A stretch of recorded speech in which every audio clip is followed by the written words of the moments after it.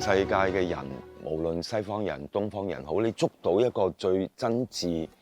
角色嘅情感互動嗰樣嘢，係好緊要、好緊要，亦都係令到套戲好睇。我要好感恩，有一份我自己好中意嘅工作，即係由70年代末期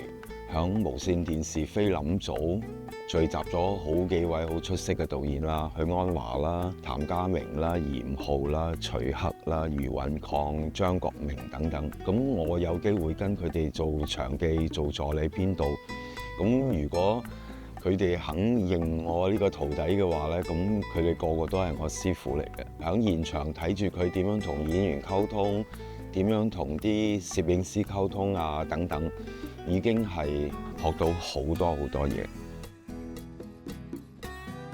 譬如我同編劇合作搞劇本咧，一定係人物行先，處理好搞掂個人物，甚至覺得某一位演員合適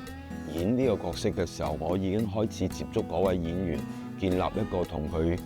互相好信任嘅溝通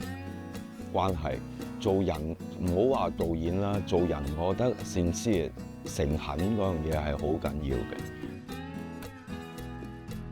過去我自己拍嘅戲，即係無論胭脂扣好、阮玲玉好，雖然未必係講緊我自己嘅故仔，但係我一定會借用咗我自己。譬如好似剛才我提到我媽媽啦，好多時候喺我戲裏邊嘅女性角色，某個程度一定係我印象當中媽媽經歷某啲情景，喺個空間裏邊嗰隻強有力嘅韌度